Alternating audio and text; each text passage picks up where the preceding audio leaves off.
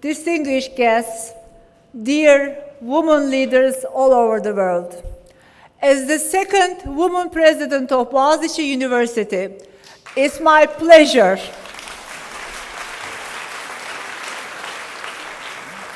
to welcome you all today to our university and to host the opening ceremony of this very prestigious conference. As some of you may know, Boğaziçi University was originally founded as Robert College in 1863 by Dr. Cyrus Hamlin as the first U.S. higher education institution outside the borders of the United States. That means this year we are celebrating the sesquicentennial anniversary of our university. Since then, and the establishment of Boğaziçi University from Robert College in 1971, we have been instructing and practicing liberal values, promoting equal rights to all groups, and advocating gender equality.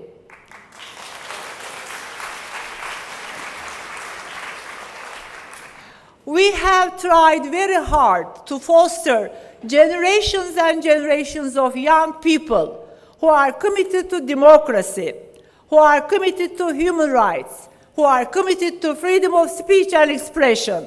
So when I have learned about the theme of this conference, I have become even more excited and more honored. Thank you for being here.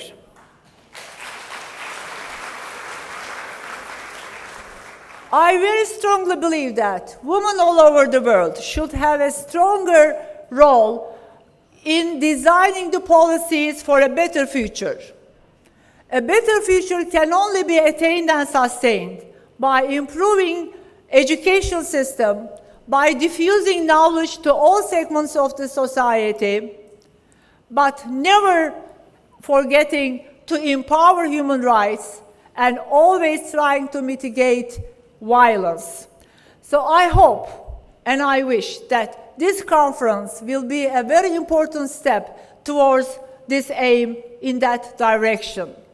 So I welcome you all again and thank you for your attention, and I wish you all a very fruitful stay in one of the most challenging cities of the world. Thank you.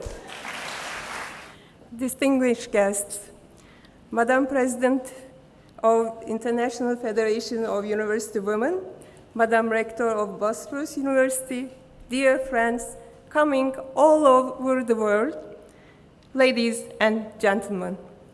On behalf of the Turkish Association of University Women, I would like warmly welcome you to the opening ceremony.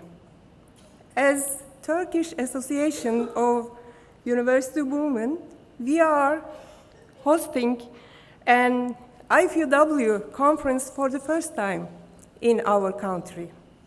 I hope for those who have traveled long hours far across seas and continents, the sunny weather and the beauty of Istanbul city, maybe a little bit of the Turkish hospitality will help you to soothe the travel fatigue.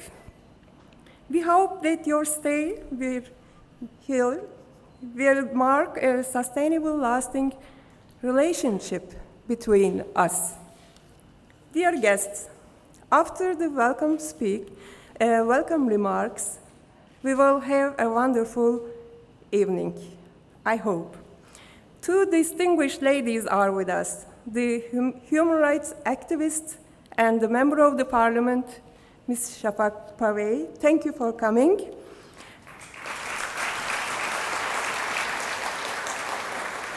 And the world-known pianist, Ms. Idil Biret.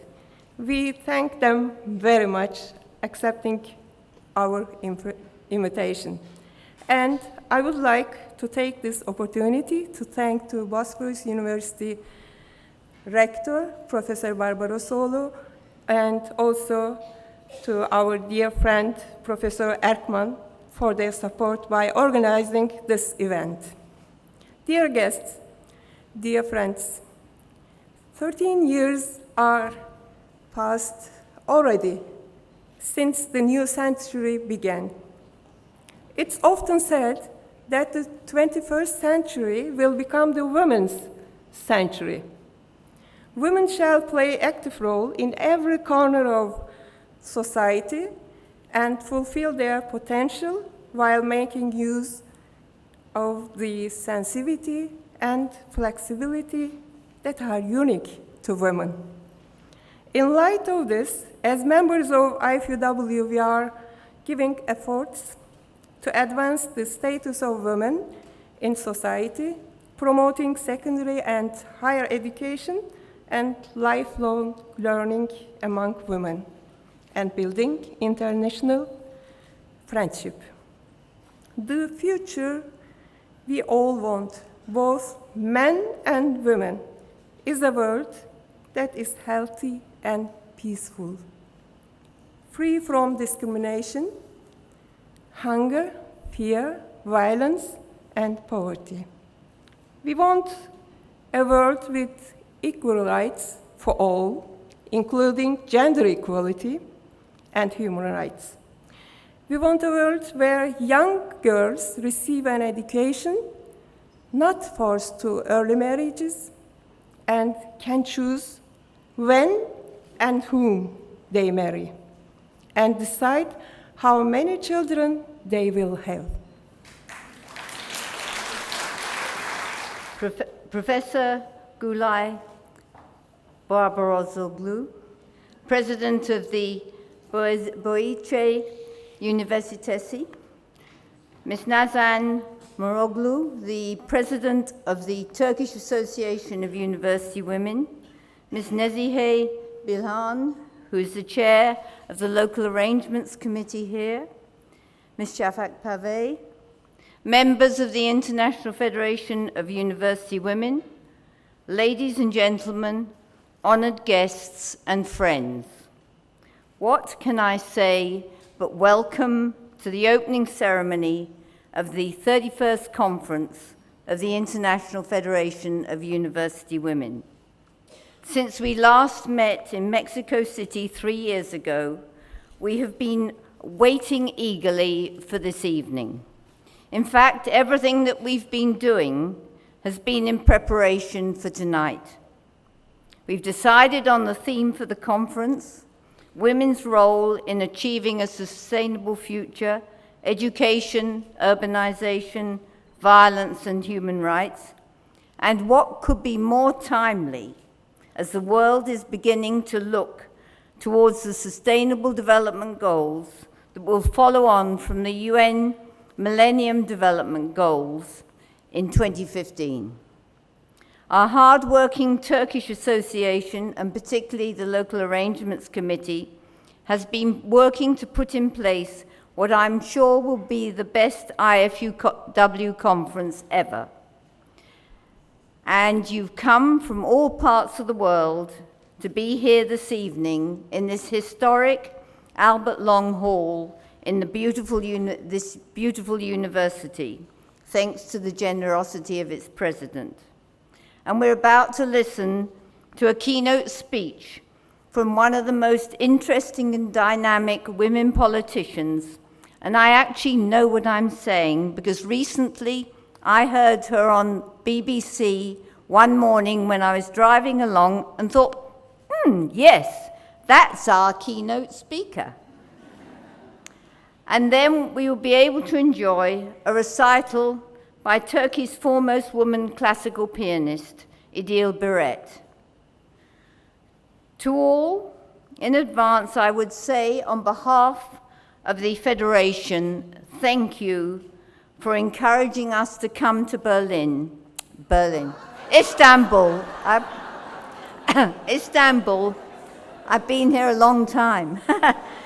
And thank you for what I know will be a memorable, exciting evening. Thank you again. Thank you very much. It's such an honor. And once again, forgive me for the slight delay. You came from across the world, from different cities and countries, and I couldn't manage to come here in time in my hometown, Istanbul, or Berlin. So, but as Rector Barbarosoğlu said it very well, it's a challenging city. And sometimes also I actually hide away in the excuse of women being believed to come from moon where time doesn't exist. So I sometimes say I'm from the moon. Distinguished participants and excellent organizers, beautiful, wonderful Nazan Moroğlu, President of IFUW Açılış, and Rector Barbarosoğlu, and wonderful participants. It's really a great honor to be here with yourselves. And I wish you a wonderful conference, since this keynote is dedicated to open your great conference. And would like to warmly welcome you to my hometown, Istanbul. Yet, I would like to start, and to those of you as well in the balcony, I would like to start by looking at what we have been talking about in my country as a society recently, very recently. Last week, we have been talking about whether pregnant women should be out on the streets, how virtuous or against the moral behavior and values this would be or not. This week, we had the topic of whether young women should wear shorts or not. Mixed-gender university dormitories have been on our government's list of priorities for one of the most serious problems to deal with since a very long time. The made-up perception that female and male university students actually would be sharing the same beds at the mixed-gender dormitories have been established. The rumor has been spread to establish this perception in the public opinion with a very attentive propaganda. In the past month only, 17 mixed university dormitories, which already have separate buildings in state university campuses, as a common practice all across the world, have actually been separated by campus. For instance, in Bursa Uludağ University, male students who are writing to me when they have the courage now have to stay in a dorm in the city center, as their dorm at the campus has been closed down as part of this policy to separate the dorms locations for women and men. The students who stay at the state university dormitories are already those who are struggling to make ends meet, come from very underprivileged families.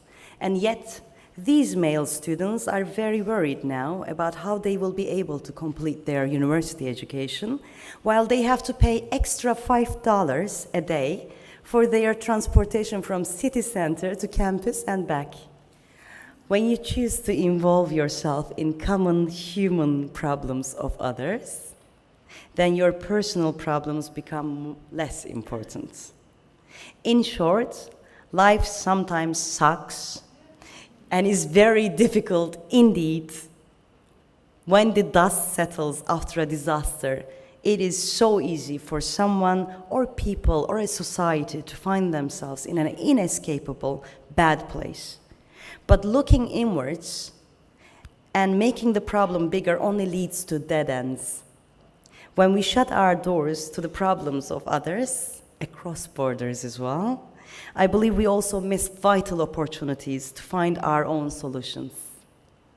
I believe what I can, you can, we can try to do is to focus on try elevating one person. I think it's more precious than targeting unreachable mountaintops. I shall continue in my own way to contribute in humanity's big adventure with my small steps and experiences for human rights. And I would like to thank you for your patience.